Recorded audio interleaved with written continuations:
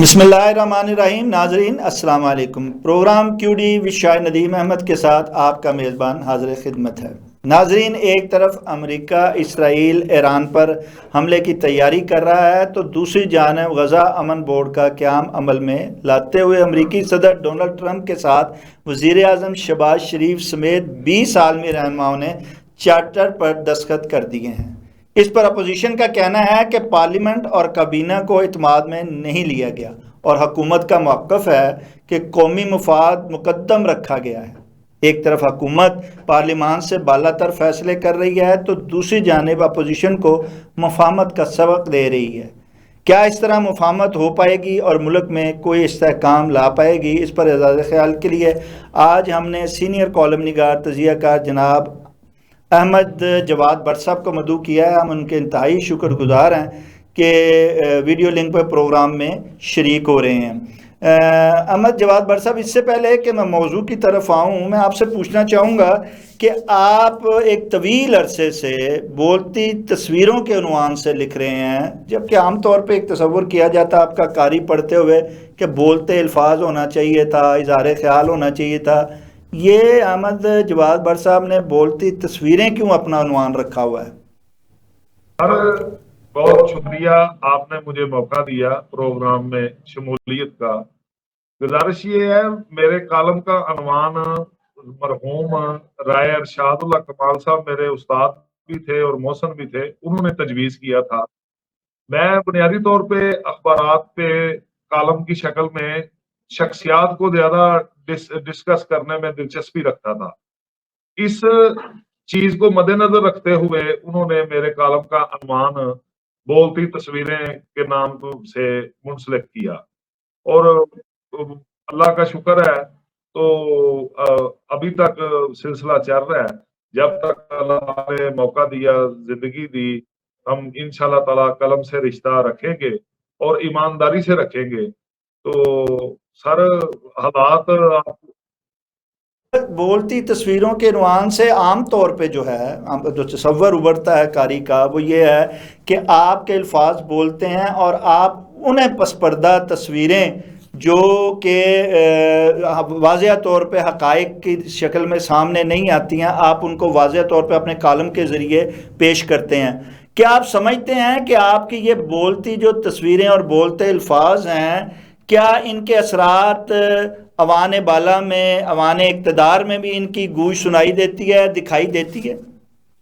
जी sir, मैंने पाकिस्तान की शख्सियात, international शख्सियात की जो तर्ज हुक्मरानी और उनका अपोजिशन, ज़वाल, अस्करी क़यादत साहब थी, मैंने हर मौजू पे ये डिस्कस किए हैं। मैंने लातदाद शख्सियात को डिस्कस किया है और उनकी जो पसे पर्दा पहलू थे वो भी अवाम को लिख के बोल के बताए हैं।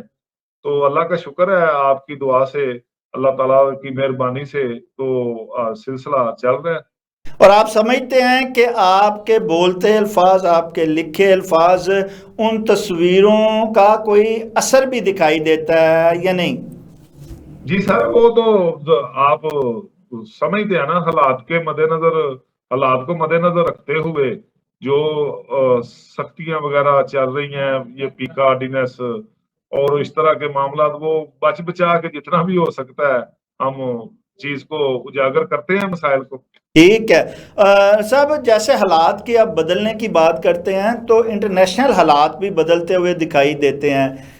एक तरफ तो वो जो अमेरिका और इसराइल ने मिलकर जो है वो ईरान के ख़िलाफ़ जो है बैरी बेड़ा भी भेज दिया है। इसराइल भी अपने जो तैयारे हैं जंगी वो दूसरे ममालिक में भेज रहा है। एक तो तरफ ये तैयारी हो रही है, आप क्या समझते हैं कि क्या ये तैयारी को देखते हुए अनकरीब ईरान पर हमला हो सकता है अमेरिका और इसराइल का मिलकर?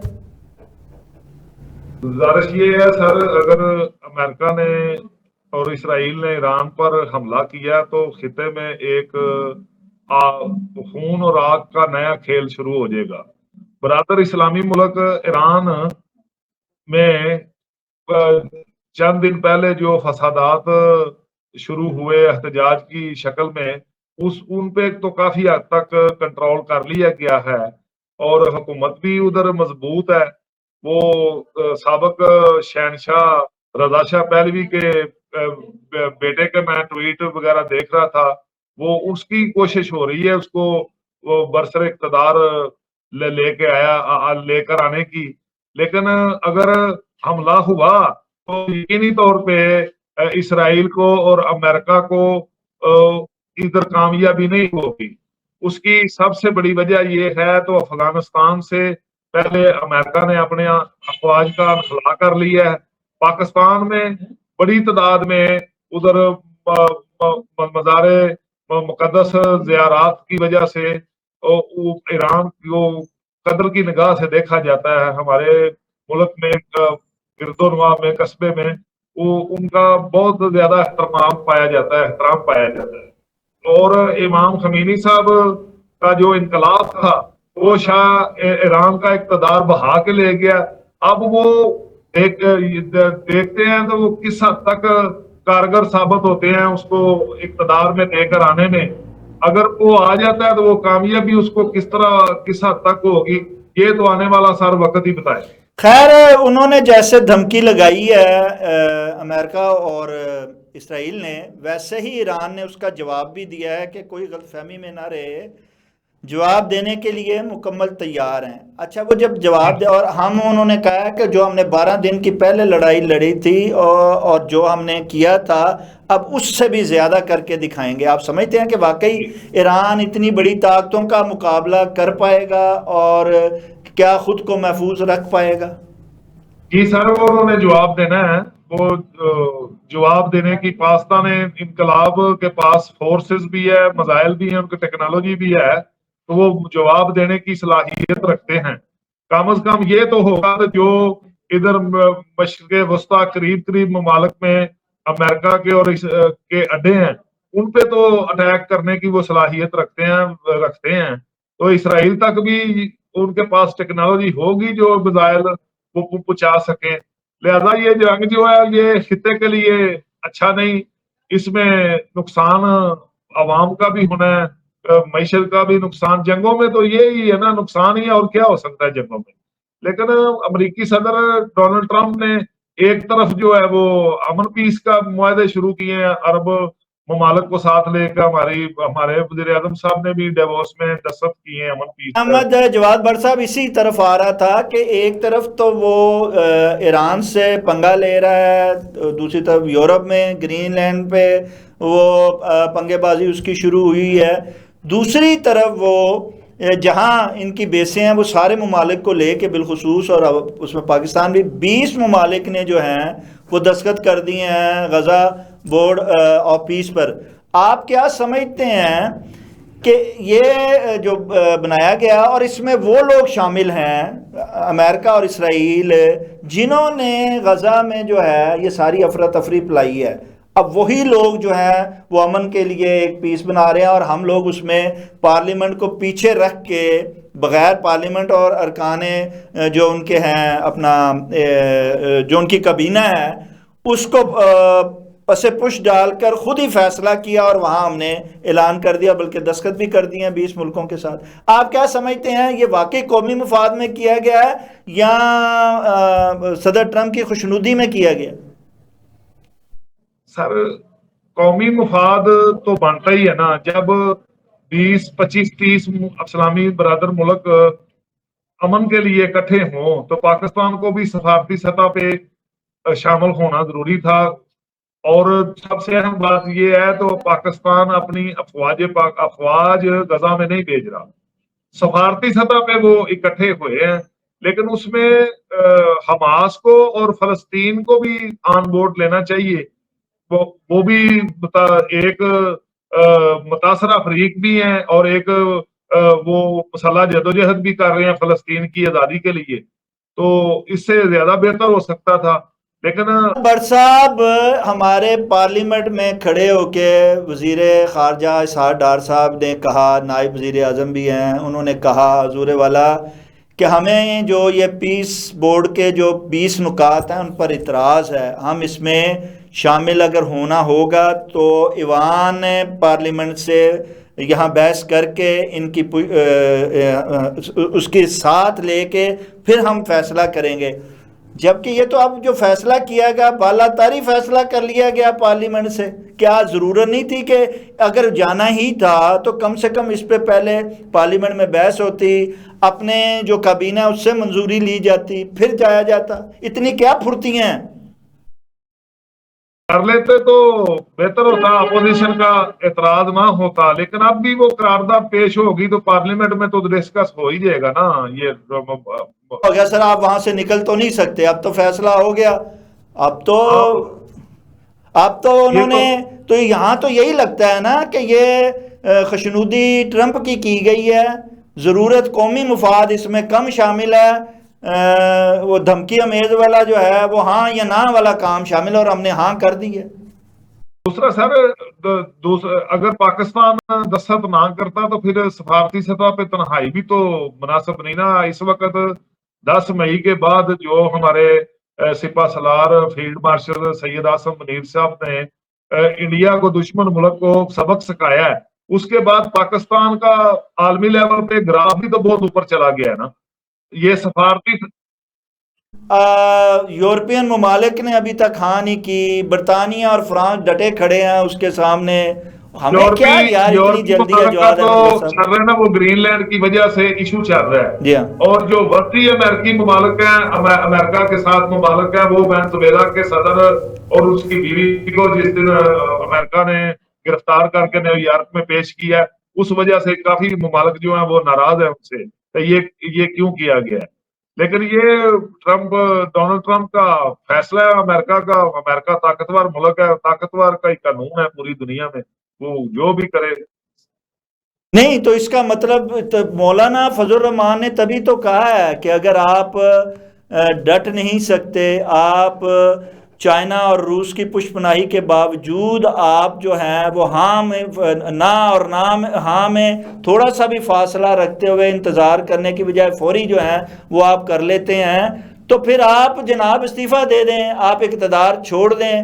اگر آپ میں اتنی ہمت نہیں ہے کہ آپ اپنی قومی مفاد میں یا اپنے مفاد میں کھڑے ہو جائیں. ہم تو مفاد ان کا پورا کر رہے ہیں، امریکہ اور اسرائیل کا، اور ان کی پالیسی، ان کے منصوبے کو جو ہے وہ تقویت دے رہے ہیں، اور اپنے ان دوست ممالک کے ساتھ لگ کے چل رہے ہیں جن ممالک جو ہے ان کے ساتھ اپنا تو مفاد اس میں نہیں، ان ممالکوں کا مفاد زیادہ ہے. سر پاکستان اگر شامل نہ ہوتا تو جو غزہ میں حال ہوا ہے، لاکھوں مسلمان بھائیوں کی شہادتیں ہیں، گھر ان کے تباہ ہو گئے، خوراک کی قلت ہے، وہ اگر یہ شامل ممالک ہوں گے تو بات چیت کے ذریعے ان کے لیے آسانیاں پیدا ہوں گی نا. ادھر بیٹھ کے باتیں کرنے سے تو نہیں کام چلتا. اور جہاد تو ہم ہی لڑ رہے ہیں، کسی اور نے تو نہیں ادھر جا کے کوشش کی لڑنے کی ان کی آزادی کے لیے. تو بہتر ہے پاکستان کا فیصلہ.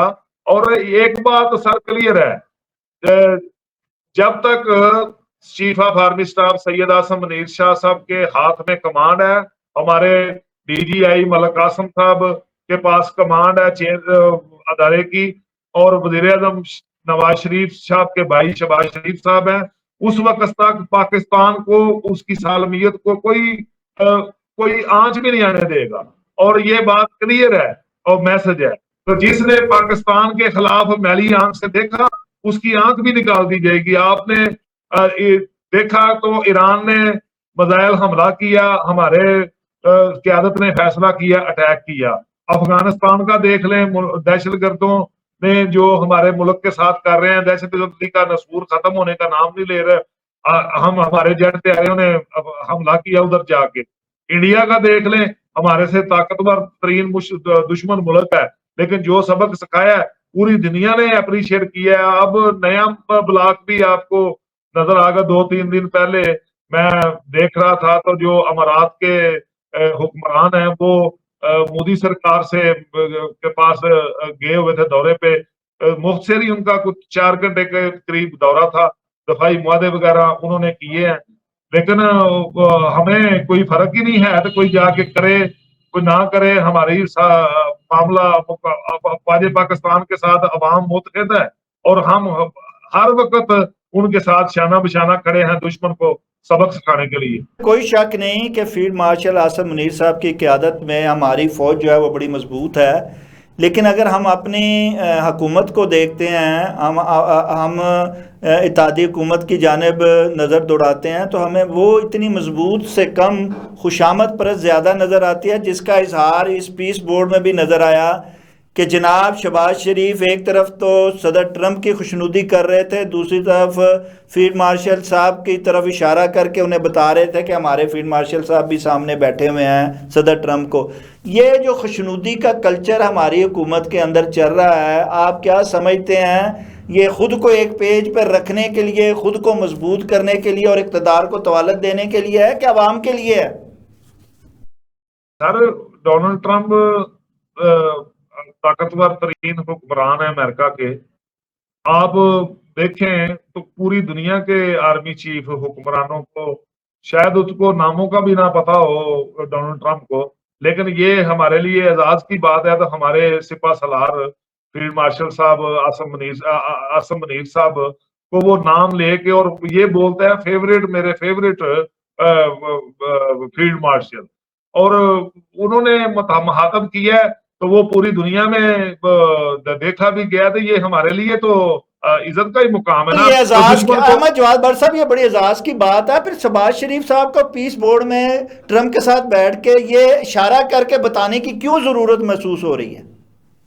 اور وہ نہیں نا، ان کو نہیں علم ہوگا تو وہ سامنے بیٹھے انہوں نے پوچھا ہوگا، یہ تو آواز باہر نہیں آئی، وہ ایسا ہی لگتا تھا تو انہوں نے فیلڈ مارشل صاحب کا پوچھا تو انہوں نے بتایا فیلڈ مارشل صاحب نہیں ہے احمد جواد بر صاحب کہ ہمارے وزیر اعظم کہیں بھی نمبر بڑھانے میں پیچھے نہیں رہتے ہیں، جہاں بھی نمبر بڑھانے کی ضرورت پڑتی ہے نمبر بنانے کے لیے وہ کام ضرور کرتے ہیں اور لوگوں کو بھی موقع دیتے ہیں کہ وہ پھر سوالات اٹھائیں۔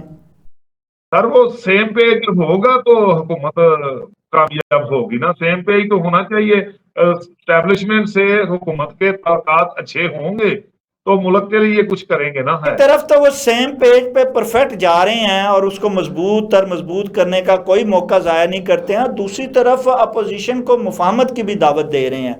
اچھا ایک طرف تو مفاہمت کی دعوت دیتے ہیں، دوسری طرف ان کی پکڑ دکڑ بھی کرتے ہیں، ان کی قیادت اپوزیشن سے ملنے بھی نہیں دیتے ہیں۔ یہ کیا دوغلی پالیسی ہے؟ اس سے کیسے سیاسی استحکام آئے گا؟ کیسے ملک آگے بڑھ پائے گا بر صاحب؟ سر مفاہمت تو ہونی چاہیے، سیاست کی بات سیاست میں، لیکن احتجاج اور انتشار اور جلا گراؤ نہیں ہونا چاہیے، ملک مکمل نہیں ہو سکتا۔ حقیقت یہ ہے جو گراؤنڈ پہ ہے، ہم لوگوں سے ملتے رہتے ہیں، ہمارا علاقہ بھی جب سے 9 مئی کا سانحہ بڑا افسوسناک سانحہ آیا پاکستان کے ساتھ، 9 مئی کے سانحے کے بعد ہمارے ریاستی ادارے اور پولیس یہ سارے جتنے قانون نافذ کرنے والے ادارے ہیں نا وہ ڈر گئے ہوئے ہیں، تو کب یہ پھر نکلیں گے اور یہ تنصیبات کو نقصان پہنچے گا، جلاؤ گراؤ کریں گے، لہذا ان کو بھی احتیاط کرنی چاہیے، سیاست کا بات سیاستیں کرنی چاہیے۔ یہ لڑائی جھگڑے میں کیا کون سا مفاد ہے؟ اس میں ملک کا بھی نقصان ہے، ورکروں کا بھی ہو رہا ہے، لوگ جیلوں میں ہیں، مقدمات بھگت رہے ہیں۔ اس طرح تو نہیں ہونا چاہیے، اپنے ملک کے ساتھ، اپنے افواج کے ساتھ، اپنے محکموں کے ساتھ اس طرح لڑا جائے تو سیاست کا رستہ سیاست سے نکالنا چاہیے۔ عمران خان صاحب کو بھی چاہیے تو وہ بھی ہاتھ کھولا رکھیں تو معاملات کو آگے بات چیت کے ذریعے ملک کی بہتر طریقے سے چلے تو یہ معاملات۔ احمد جواد بر صاحب آپ کہتے نہیں ہیں کہ حکومت کو ایک قدم آگے بڑھاتے ہوئے حقیقی مفاہمت کے عمل جو ہے وہ شروع کرنا چاہیے، ان کو بھی احتجاج کا آواز اٹھانے کا امن کے ساتھ موقع ضرور دینا چاہیے اور معاملات کو آگے بڑھانا چاہیے؟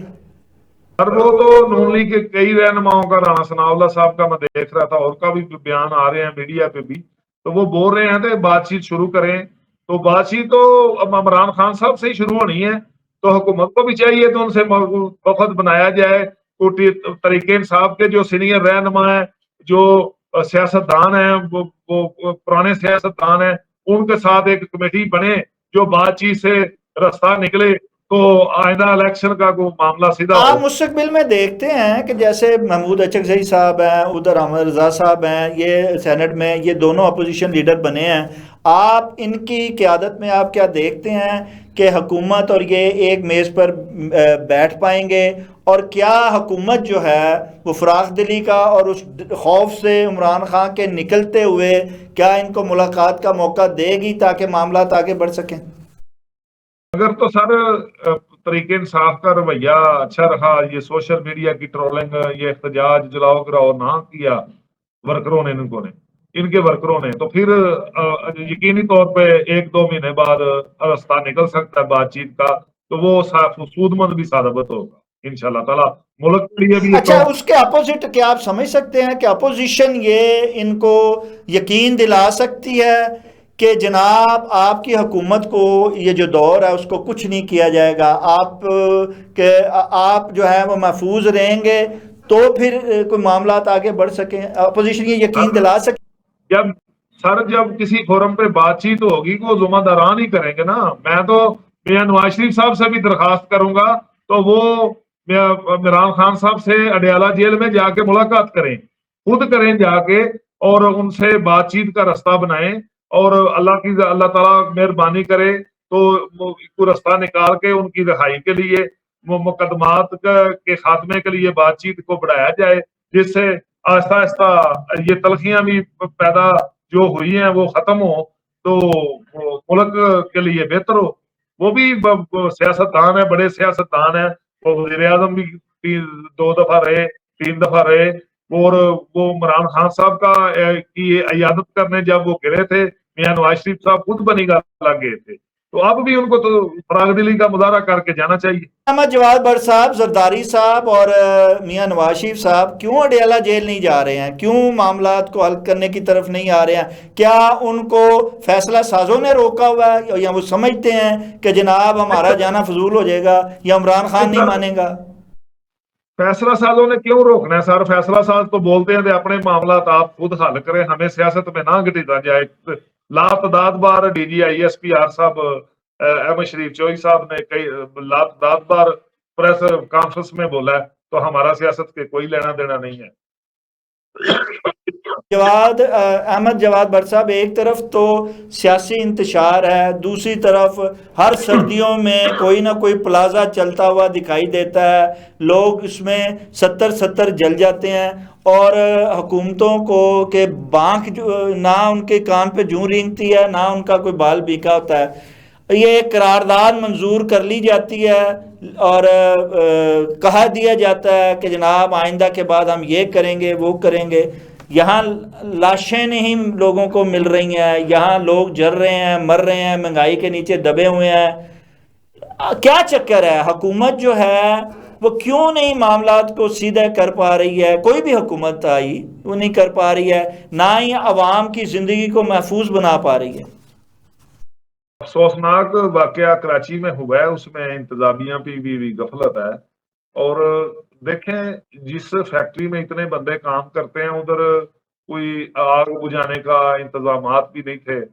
اپنی مدد آپ کے تحت ہی یہ لوگوں کے تحفظ کے لیے کر لیتے تو چلو بہتر ہوتا، تو نہ انسانی المیہ اتنا بڑا ہوتا.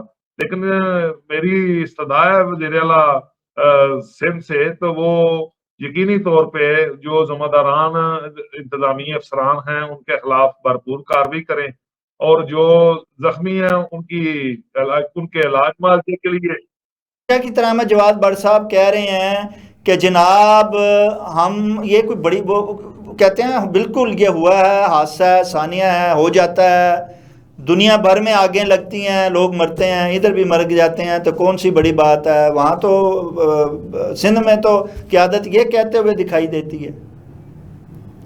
یہ تو غیر مناسب بات ہے. ان کو جو ضائع ہوئی جن کی جانیں ان کے لیے معاوضے کا اعلان کریں، اور ان کے گھروں میں بھی جائے تو جو زخمی پر صاحب معاوضہ دے کے کیا بندہ واپس آ جاتا ہے؟ اب کروڑ روپیہ بھی دے رہے ہیں، تو اگر دے دیں گے تو کیا وہ بندہ واپس آ جائے گا؟ کیا انسان کی قیمت پاکستان میں 1 کروڑ روپیہ رہ گئی ہوئی ہے؟ سر وہ تو نہیں آ سکے گا واپس، لیکن چلو جو ہونا تھا وہ تو حادثہ ہو گیا. آگے اس کا جو اسباب ہیں سارے اور پاکستان کی عوام کو آگ لگا دیں اور جو کوئی بچ جائے انہوں کروڑ کروڑ روپیہ دے دیں، ربڑی نہیں سر ختم ہو نا.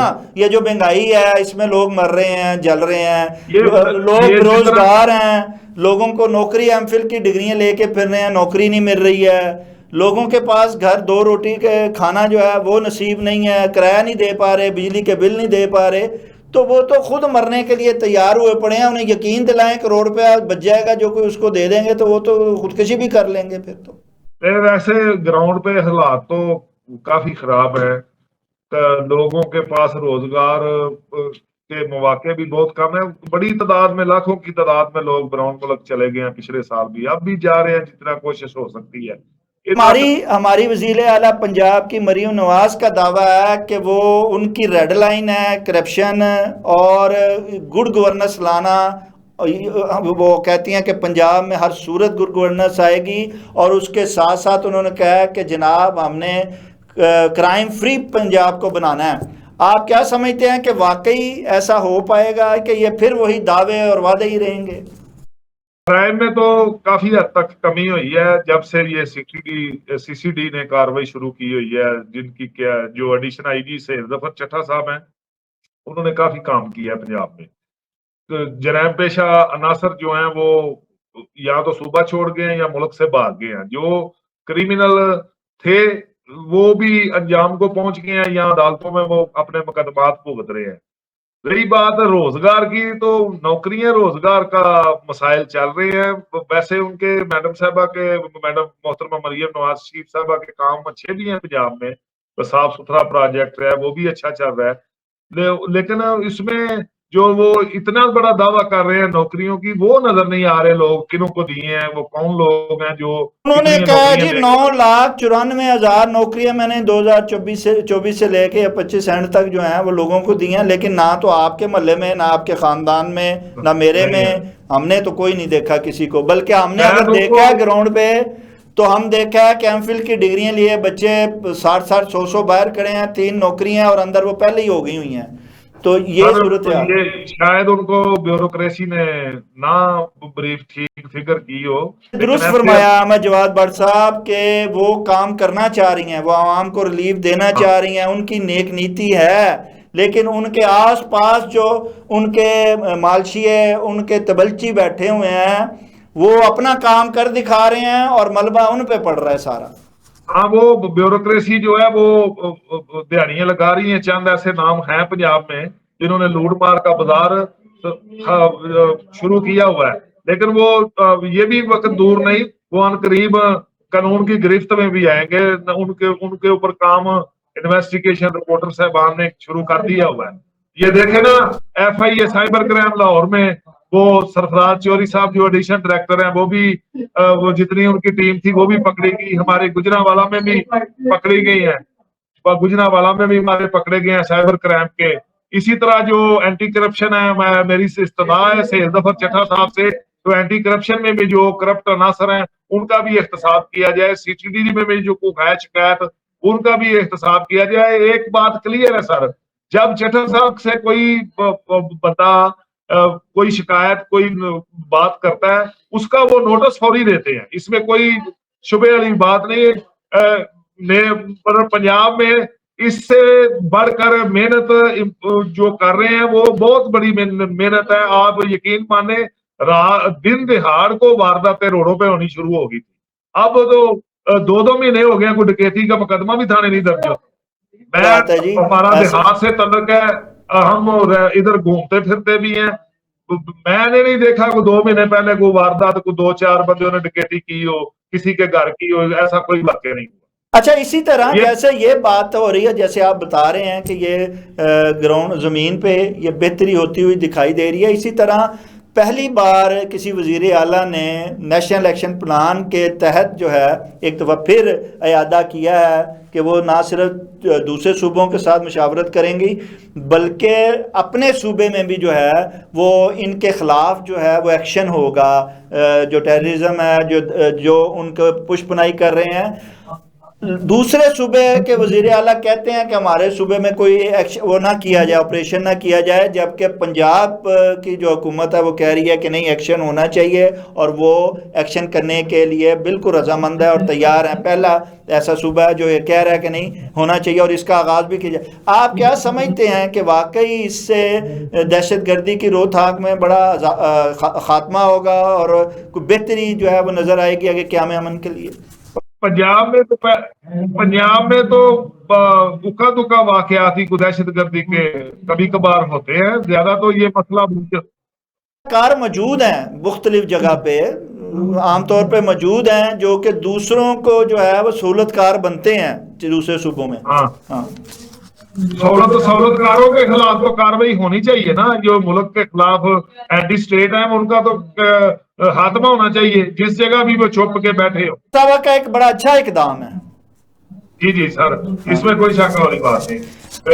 وہ آئندہ الیکشن کے لیے، وہ ابھی ان کے پاس 3 سال ہیں، وہ آئندہ الیکشن کے لیے کافی کام کر جائیں گی اگر اسی سپیڈ سے لگی۔